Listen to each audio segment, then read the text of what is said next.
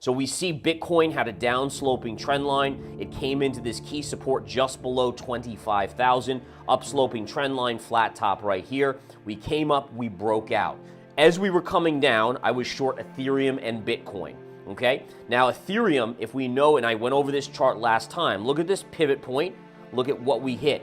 Right when we got there, I sent out the alert, the trade signal to exit your short, take profits right there on Ethereum because the chart alerted me to do that. I'm gonna hold Bitcoin on the short side. By the way, we're in the money on that short from about 30, just under 30,000. And the idea was here is that we take some of the profits on the short off the table to kind of put those in our pocket. Maxis and Bitcoin investors have had some excellent days recently. In addition to the Securities and Exchange Commission of the United States, or SEC, going after almost everything except Bitcoin, BlackRock, the largest asset management company in the world with $10 trillion in assets under management, also applied to launch a Bitcoin spot ETF, a privilege the U.S. regulator has refused to grant to any of the firms that have been applying for more than 10 years. Experts are certain that the ETF application will be accepted because the asset management is on good terms with regulators and has a close friendship with them.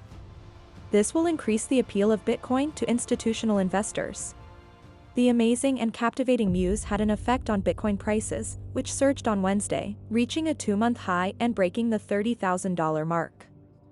As of the time of publication, the top cryptocurrency asset had increased by more than 9% over the previous 24 hours and more than 16% over the previous week.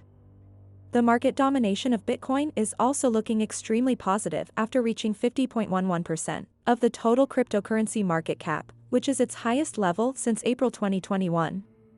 To top it all off, renowned technical analyst and well-known short-term bear on Bitcoin, Gareth Soloway, has announced that he is now abandoning his short positions in Ether and Bitcoin in anticipation of the cryptocurrency market's next move. As stated by Soloway, chief market strategist at verifiedinvesting.com and in. According to the moneystocks.com, the current rally may enable Bitcoin to reclaim its prior high of $35,000 in the next few days. The top 3 currencies that Soloway is stockpiling are Solana, Cardano, and Polygon because he believes they will make significant swings in the near future. The technical analyst explains that BlackRock's ETF is essentially the SEC throwing the crypto community a bone, after months of a relentless crackdown while addressing his opinions on the rally. In addition, according to Soloway, there may be deeper factors at work here, and the stock market may be more indicative of the current crypto rise than BlackRock's ETF application. We'll now show you highlights from the most recent game plan broadcast by Soloway. Please watch the entire video, give it a thumbs up, and subscribe to the channel for more content about cryptocurrencies. Don't forget to add your thoughts and views in the section below. We're gonna get into some big stuff here. We're gonna talk crypto, Bitcoin breaking out, altcoins starting to bounce. I'm going to talk a little bit about what's going on with the BlackRock ETF. I'm sure everyone's heard about it, but really, what's the key? Why is that helping so much? It's not the ETF, folks. That has little to no impact overall in the near term. It's a sentiment change, and that is going to be key. It's Gary Gensler, the SEC, giving the nod to BlackRock, in my opinion, to say, okay, throw the crypto community a bone. And just again, think about all the crackdowns they've done, the amount of money that people have lost on altcoins. And again, we know that Bitcoin's not a security. Gary Gensler, the SEC, has said that. So that means ultimately that they're throwing a bone to the crypto community, saying, all right, we'll give you guys this one. We'll do a spot ETF. Now, it hasn't been approved. So don't get me wrong. There's always a small chance that it doesn't get approved. But you have BlackRock with what, $11 trillion under management, with ties to the US government like this.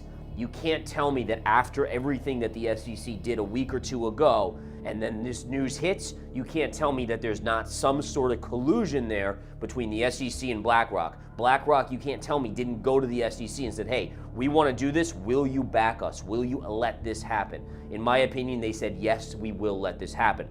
Now, if we go to the charts, getting right into the charts here, guys. So we see Bitcoin had a down-sloping trend line. It came into this key support just below 25,000, upsloping trend line, flat top right here. We came up, we broke out. Always try to pocket some profits.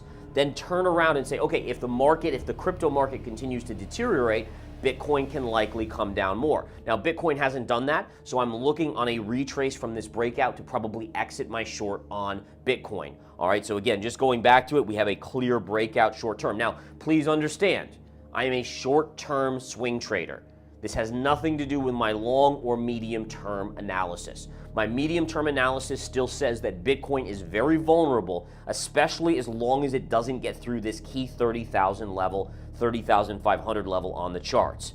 Okay, so again, yes, it's a good little move short term. I do think we could retest 30,500, but as long as that doesn't break, Bitcoin remains extremely vulnerable and in a progressive bear market.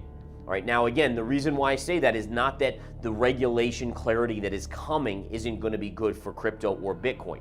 That will be a good factor.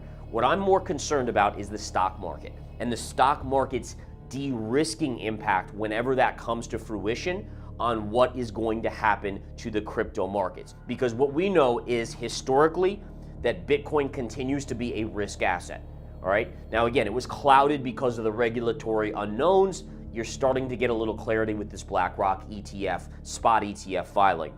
So this is the key. If you go to the SPX chart and we look at this chart, right? So again, amazing move to the upside. We're at short-term highs. In fact, the S&P 500 yesterday, or a couple days ago, this was last Friday, we were at around 4,445. That was the highest point going back to over a year ago. It was a 52-week high.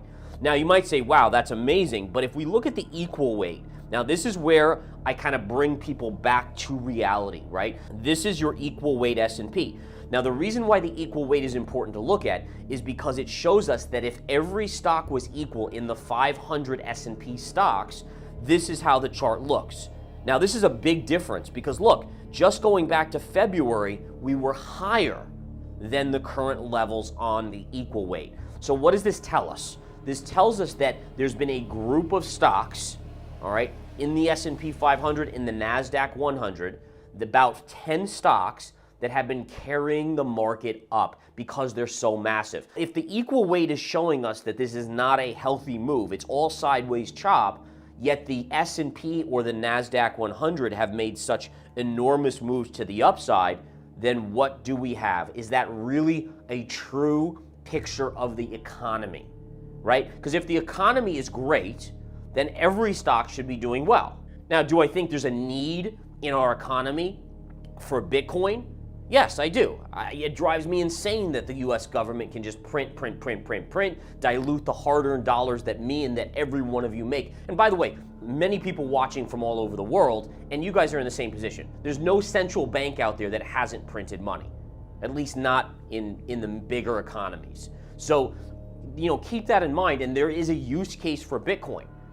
And a lot of people will say, well, Bitcoin, what's the real value? All the value is saying, well, someone will pay more for it. But I'm like, and this, I was talking with Ben, my head trader, yesterday. We were talking about this, and it's the bottom line is every asset's like that.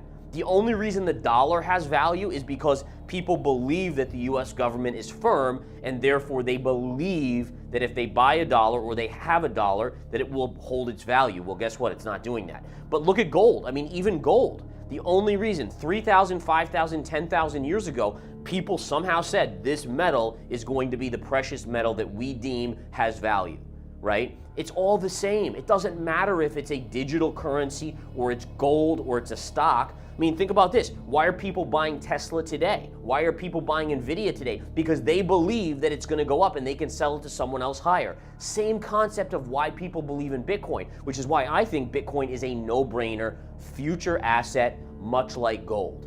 Now, do I think people are going to be going into Starbucks buying a cup of coffee with Bitcoin? No. I think it's the digital gold, and I think that's where it's going to be. I continue to be in the camp that we're still going lower on gold. Now, I was the biggest bull on gold, and I still am. That doesn't mean I don't think you're going to have small pullbacks, right? Think about that. Nothing goes straight up, nothing goes straight down. So in terms of gold, we're down ticking again today. We're at 1926 on gold. I still have it pivot, which would be a classic retrace to the scene of the crime, right? Pivot high to pivot high. Look at that retrace. We broke out here. What would be a retrace? Well, let's go back to, let's do some education. Let's go back to Solana. All right, so Solana, this is just the inverse of it, right? breakdown on Solana, retrace to the trend line that broke down. Well, if we go to gold, here's your breakout on gold, and this is your retrace. What you're seeing here, folks, is that it doesn't matter what asset it is. It's going to repeat because humans are trading gold. Humans are trading Solana. Humans are trading Apple. Humans are trading Tesla. Humans are trading, it's all the same.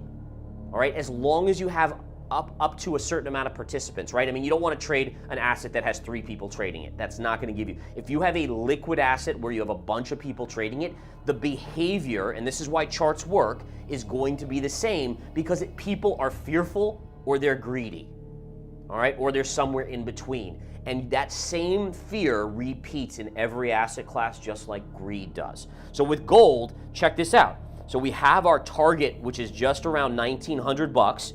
I love showing this too. If we do a Fibonacci retrace from the recent move up, what is right at that level? Look at this, 382 Fibonacci retrace, right at that level on gold. All right, so what that does to me is that says, okay, so gold a little bit more down, and then I start loading the boat again. And I think the bottom line is here is that as an investor, and what I want to convey to you guys is that, number one, you have to remain logical.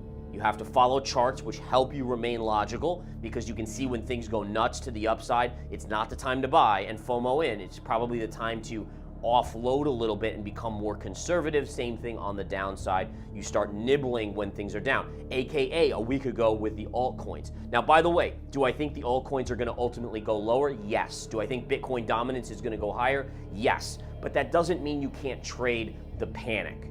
The panic is people panicking and exiting. There are opportunities there for being a trader. Now, again, a lot of you guys are not traders. In that case, stay the heck away. You want to find good quality assets that you have a longer term view on. That's what you want to do. What do you think about Soloway's speech and the current upswing in the cryptocurrency market? Do you anticipate it to be short-lived, lasting only a few days, or lasting much longer? Please share your thoughts and views in the space provided below. Give the video a thumbs up and subscribe to the channel. Thank you for watching.